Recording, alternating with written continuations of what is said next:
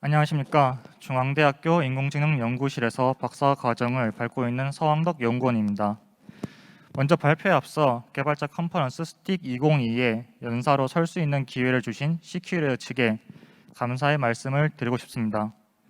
저는 이번 개발자 컨퍼런스에서 발표할 주제로 뉴럴 아키텍처 서치, 우리말로는 식량 탐색 또는 나스라고 하는 기술을 선정했습니다. 발표의 부제목을 Learning for Deep Learning이라고 지어봤는데요. 뉴럴 아키텍처 서치는 모델 구조 디자인을 사람이 아닌 기계가 학습할 수 있다는 점에서 굉장히 많은 관심을 받고 있는 연구 주제입니다. 사실 저는 이 발표를 준비하면서 지금 앞서 발표하셨던 오토 에이프의 이제 발표 연사자였던 김진 팀장님과 제가 학교 선후배 사이인데 저 이제 이거 발표를 하면서 저 이거 할 거야 하니까 갑자기 밥 먹더니 멀뚱멀뚱 저를 쳐다보면서 우리 회사는 이미 이걸 개발하고 있는데 라고 말씀을 하시더라고요. 그래서 CQ레어가 그만큼 굉장히 첨단 기술에 관심이 많다는 것을 알게 되었습니다. 네, 개발자 컨퍼런스에서 오신 여러분들이라면 딥러닝 기술을 익히 들어보셨으리라 생각합니다. 딥러닝은 굉장히 많은 분야에서 실제로 성공을 거두고 있습니다. 원하는 장면을 글로 묘사하면 그것을 그림으로 그려주는 딥러닝 기술도 있고요. 음악을 스스로 작곡한 것도 모자라 저도 논문을 쓸 때 많이 사용하지만 장문을 보조하는 딥러닝 기술도 존재합니다. 하지만 이 앞에 있는 세 개의 예시보다도 저는 이제 학부생 메일을 조교하는 제 입장에서는 학부생 메일을 자동으로 응답해주는 그 딥러닝 조교가 있다는 점에서 굉장히 충격을 받았었는데요. 저도 이걸 좀 쓰고 싶었었는데 일단 무엇보다도 학부생 분들께서 영어로 메일을 주셔야 한다고 하셔가지고 저는 좀 사용하는 것을 좀 포기했습니다. 네, 그리고 딥러닝 기술이 성공을 거둘 수 있었던 그 근본적인 비결은 바로 뉴럴 네트워크 최적화에 있습니다. 뉴럴 네트워크는 노드와 노드의 가중치를 표현하는 간선들로 연결되어 있습니다. 노드와 간선은 선형 결합으로 계산되며 그 값이 다음 노드에게 전달돼 출력되는 형식입니다. 네, 그래서 예를 들어서 강아지와 고양이를 구별하는 태스크가 들어왔다고 가정을 해보겠습니다. 네, 뉴럴 네트워크에서는 이 입력 데이터, 즉 이미지 데이터를 학습해서 그 가중치 값을 최적화합니다. 그리고 판단을 내려야 하는 테스트 데이터가 들어오면 실제로 지금은 강아지라고 판단을 내립니다. 네, 이러한 딥러닝 기술에서 가장 유명한 네트워크 형태는 잘 아시겠지만 컨볼루셔널 뉴럴 네트워크, 줄여서 CNN입니다. 이 CNN은 공간 정보를 추출할 수 있는 컨볼루션 연산을 활용하여 특징들을 추출하는 것이 그 컨볼루션 CNN의 특징입니다. 방금 같은 예시에서는 현재 3x3 필터를 사용해서 그 특징들을 추출하고 있는데요. 이 CNN은 발전을 거듭해 왔습니다. 그래서 원래는 이미지 분야, 예를 들면 이미지 분류, 검출 분야에서 많이 활용되었지만 요즘은 어텐션 모듈이 개발되면서 리커런트 뉴럴 네트워크, 시계열 데이터를 주로 이제 다루는 리커런트 뉴럴 네트워크가 이제 담당하는 텍스트 분류 또는 이제 음악 생성 분야까지 전방위적으로 활용되고 있는 기술입니다. 네, 그러면 지금부터는 이번 발표 주제인 뉴럴 아키텍처 서치, 즉 나스란 무엇인지 말씀드리도록 하겠습니다. 먼저 기존의 딥러닝 모델 학습까지의 과정을 한번 살펴보겠습니다. 딥러닝 모델을 필요로 하는 태스크가 들어왔다고 가정을 하겠습니다. 태스크란 여기서는 가업 범위 전체를 의미하며 크게 나누자면 데이터 선정, 디바이스 선정, 요구사항 적용 등의 단계로 구성될 수 있습니다. 먼저 데이터 선정 단계에서는 어떤 데이터를 다룰지 결정해야 되는데요. 예를 들면 구체적으로 이미지를 다룰 것인지, 텍스트를 다룰 것인지, 또는 고차원의 동영상 데이터를 다룰 것인지를 결정해야 됩니다. 디바이스 선정 단계에서는 딥러닝 모델을 어느 디바이스에 돌릴 것인지, 학습은 어디에서 할 것인지, 그 학습된 딥러닝 모델을 어디에 구동시킬 것인지 그런 것을 결정한 단계고요. 마지막으로 요구사항 적용 단계가 남았습니다. 이 요구사항 적용 단계에서는 이제 좀 현실적으로 정확도의 수준과 요구되는 정확도의 수준과 디바이스에서 사용할 수 있는 램 용량의 한계 그것은 얼마인지, 또는 이 딥러닝 모델이 판단을 몇 밀리세컨드에서 이루어져야 되는지, 이것을 정리하고 구현하는 단계입니다. 네, 그래서 이 기존에는 AI 전문가들이 이 태스크에 부합하는 딥러닝 모델을 수동으로 디자인하거나 또는 이제 현업에 맞게 모델 구조를 사용해서 이미 연구로 발표된 모델 구조를 사용해서 전위 학습을 한다거나 또는 요구 사항에 맞게 모델 구조를 조금씩 변형해서 사용하곤 했습니다.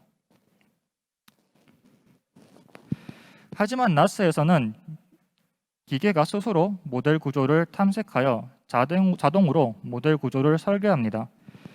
이 나스는 요구 사항을 적용할 수 있는 그런 다양한 모델들 중 최적의 모델 구조를 선택해서 모델을 학습하는 방법인 것입니다. 최근 이 나스를 통해서 탐색된 모델이 이제 특히 이미지 분야에서 AI 전문가들이 설계한 모델들보다 더 높은 정확도 또는 더 효율적인 성능을 보여주는 그런 성능을 보여주고 있습니다. 네, 그러면 이 나스 기술이 왜 필요한지 아까 제가 설명드렸던 그 태스크 관점에서 한번 하나하나 살펴보겠습니다. 먼저 요즘 데이터는 단순히 하나의 그런 형식을 띠지 않죠. 멀티 모달 데이터라는 형태로 데이터가 다양한 형태를 내부적으로 띠고 있습니다. 예를 들어 여러분들이 최근에 이제 많은 사람들이 많은 관심을 가지고 있는 유튜브 추천 알고리즘을 예로 한번 들어보겠습니다.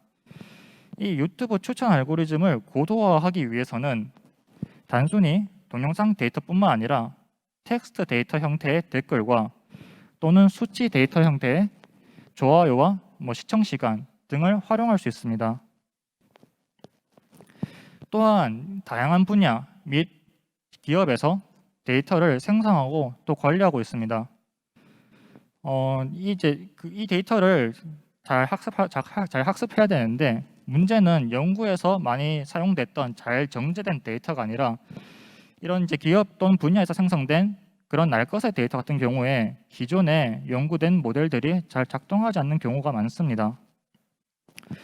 네, 또 다른 관점으로 오른쪽에 보이는 디바이스와 요구사항 관점에서 한번 나스가 필요한 이유를 보겠습니다.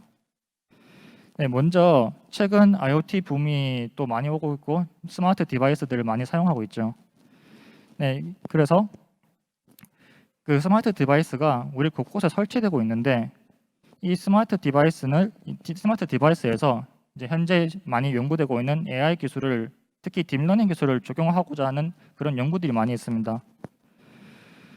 하지만 그런 이유가 이제 스마트 디바이스에서 이제 학습을 하려는 이유가 중앙 서버로 그 데이터를 보내도 되지만 이 스마트 디바이스에서 그 데이터 프라이버시라는 문제가 존재하기 때문에 이제 그 스마트 디바이스 자체적으로 그런 딥러닝 모델을 학습하려고 하는데 이제 최근에 그걸 온 디바이스 AI로 해가지고 많이 연구가 되고 있습니다. 그리고 이 온 디바이스 AI에서도 좀 더 효율적인 그 디바이스 내에서 이제 대체적으로 슈퍼컴퓨터보다 성능이 낮은 그런 디바이스 내에서 딥러닝 모델을 돌리기 위해서 효율적인 모델 탐색하기 위해 나스가 굉장히 많이 활용되고 있습니다. 네, 그리고 마지막으로 요구사항 관점에서 한번 이 나스가 필요한 이유를 살펴보겠습니다. 이 요구사항에서 이게 예를 들면 물론 이제 정확도가 제일 높은 그런 태스크도 도울 수 있겠지만 예를 들면 애플워치에서 사용자가 넘어지면 그 넘어졌다는 걸 판단하는 것처럼 정확도보다 판단 시간이 먼저 우선적으로 중요한 태스크도 있을 수 있습니다. 네, 이러한 데이터 관점, 디바이스 관점, 요구사항 관점에서 이 AI 전문가들이 이제 투입돼서 모델들 디자인하기에는 일일이 다 하기는 한계가 있죠.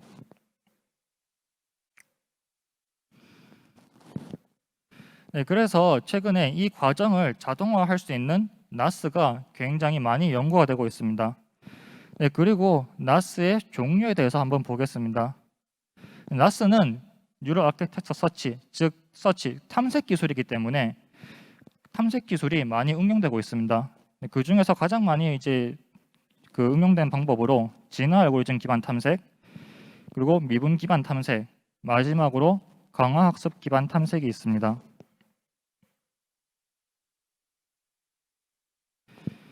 네, 오늘 발표에서는 이 중에서 가장 많은 연구가 이루어지고 있는 진화 알고리즘 그리고 미분 기반 탐색에 대해서 한번 살펴보겠습니다.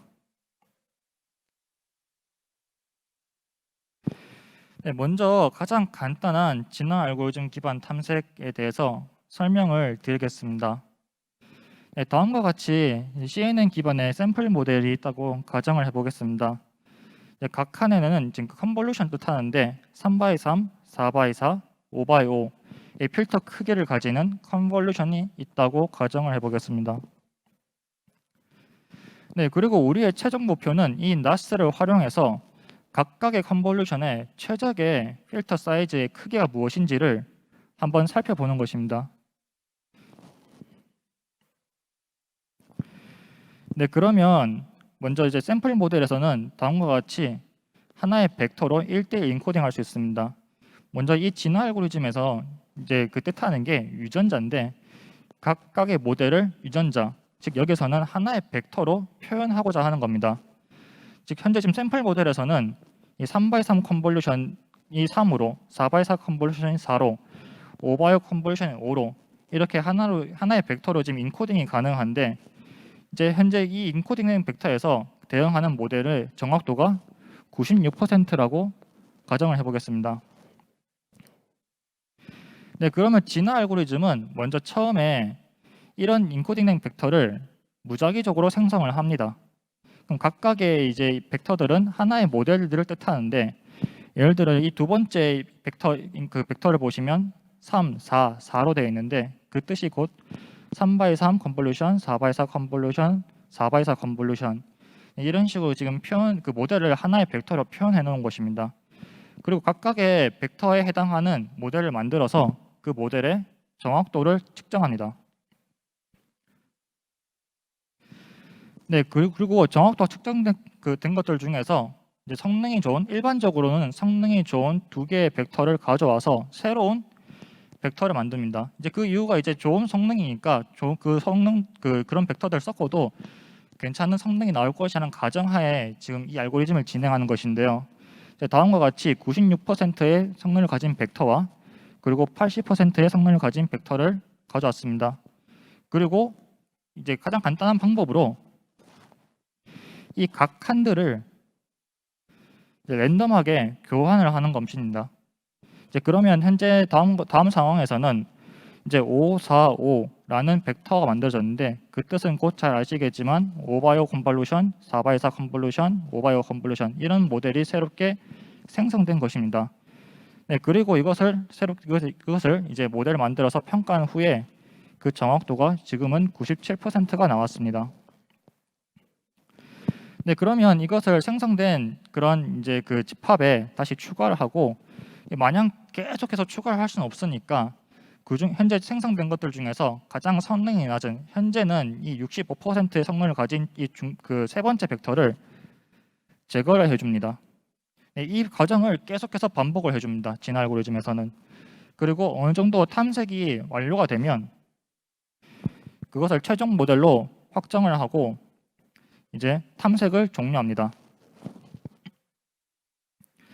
네, 이러한 진화 알고리즘은 뭐 다양한 장점이 있습니다. 먼저 이렇게 벡터로 표현할 수 있다는 점에서 모델을 다양하게 표현 가능합니다. 지금은 현재는 컨볼루션으로 기준으로 이제 모델을 표현했지만 이 컨볼루션뿐만 아니라 뭐 예를 들면 스트라이드, 뭐 패딩 개수 뭐 그런 것들을 다 표현 가능하다는 점이 이 진화 알고리즘의 장점이고 그만큼 다양한 모델 후보군에서 좋은 모델을 탐색할 수 있습니다. 하지만 이 진화 알고리즘은 굉장히 치명적인 단점이 한 가지 있습니다. 그 인코딩 이제 벡터를 하나의 벡터로 인코딩하면서 그것을 또 평가해야 되기 때문에 즉 그 모델들을 다시 제로부터 그 학습을 해야 되기 때문에 일반적으로 탐색에 굉장히 오랜 시간이 걸립니다. 네, 그러면 두 번째로 미분 기반 탐색에 대해서 설명을 드리겠습니다. 아까와 같은 똑같은 예시로 한번 들어보겠습니다. 즉, 각 컨볼루션에서 최적의 필터 사이즈를 몇인지 그것을 탐색한다고 가정했을 때 이 미분 기반 탐색에서는 그 가능한 옵션의 모든 컨볼루션을 다 연결해 줍니다. 예를 들어서 현재 지금 맨 위의 층은 3x3 컨볼루션이었죠. 하지만 가능한 옵션이 4x4, 5x5 컨볼루션이 있는데 그 컨볼루션을 다 연결해 줍니다. 밑에 층도 마찬가지입니다. 네, 그리고 각 컨볼루션마다 그 컨볼루션의 중요도를 뜻하는 연산 가중치 노드를 하나 추가해 줍니다. 아까 그 강아지와 고양이 예시에서처럼 그 하나의 노드를 추가해 주는 건데 그러니까 이러면 이제 하나의 커다란 새로운 네트워크가 만들어집니다. 그리고 이것을 일반적으로 슈퍼넷이라고 부릅니다. 네, 그리고 전통적인 미분 기반 탐색에서는 각각의 컨볼루션 내에 있는 파라미터는 학습 데이터로 최적화를 하고 그 연산의 가중치, 그걸 뜻하는 그 노드는 검증 데이터를 사용해서 그 현재 이 각각의 컨볼루션이 얼마나 판단에 중요한지 그것을 학습해 줍니다. 이 과정이 기존의 딥러닝과 거의 다르지 않기 때문에 즉 굉장히 효율적으로 학습이 가능하다는 점이 있습니다.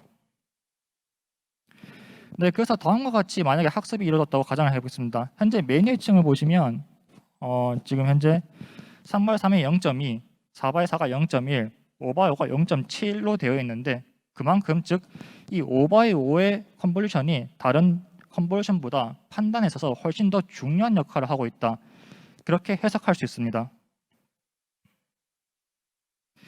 네, 그러면 이제 다른 그 낮은 가중치의 컨볼루션 다 제거하고 각각의 층에서 가장 높은 가중치를 가진 그 컨볼루션만 남기고 나머지는 다 제거해 줍니다. 그러면 이런 최종 모델을 얻을 수 있는데요. 네, 그러면 아까 진화 알고리즘과 마찬가지로 이 미분 기반 방식에 대해서도 한번 장점과 단점을 살펴보겠습니다. 제가 아까 진화 알고리즘과 그 다음에 미분 기반 탐색이 가장 많이 연구가 되고 있다고 했는데요. 사실 그 이유가 이 방법이 서로 양극단에 있습니다. 그 말은 즉 진화 알고리즘의 장점이 이 미분 기반에서는 단점이 되고 이 미분 기반에서는 장점이 반대로 진화 알고리즘에서는 단점이 됩니다. 이제 그 보시면 아까 슈퍼넷을 한꺼번에 학습을 하니까 즉 모델의 내부에 있는 파라미터도 학습이 가능하며 모델 구조에 대한 파라미터도 동시에 학습하기 때문에 진화 알고리즘보다 압도적으로 빠른 탐색 시간을 보여줍니다. 초창기에서는 압도적으로 빠른 시간을 보여줬었는데요. 그 예시를 제가 들어드리면 가장 초창기에 진화 알고리즘 기반의 나스에서는 GPU 하나로 1200일이 걸렸습니다. 근데 이 미분 기반 탐색 방법이 나왔을 때 걸린 시간이 단 4시간입니다. 뭐 4일, 40일, 400일이 아니라 단 4시간 걸렸었는데요. 물론 지금은 이제 다양한 기술 혁신이 이루어지면서 진화 알고리즘도 굉장히 빠른 탐색 시간을 보여주고 있습니다. 네, 그러면 아까 진화 알고리즘의 장점이 여기서 단점이 된다고 말씀을 드렸는데요. 지금 이 슈퍼넷을 구성하는 단계에서 그 메모리 요구 사항이 굉장히 커집니다. 지금은 단순히 3개의 옵션이 있었죠. 3x3, 4x4, 5x5. 근데 만약에 옵션이 더 증가할수록 또는 뭐 새로운 탐색 뭐를 해야 되는 그런 것들이 들어올 경우 뭐 스트라이드라든가 패딩 이런 게 들어오면 슈퍼넷이 뭐 배수적으로 때로는 기하급수적으로 그 메모리 요구량이 증가합니다. 따라서 이 슈퍼넷을 무한정 증가할 수 없다는 크게 키울 수 없다는 점에서 모델 구조 탐색 공간이 이제 좁을 수밖에 없고 즉 다양한 모델에서 좋은 모델을 탐색하지 못합니다.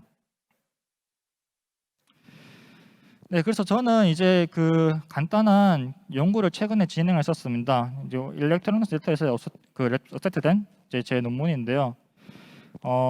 이제 이 연구에서는 최근에는 많은 효율적 모델에 대한 연구가 이루어지고 있습니다.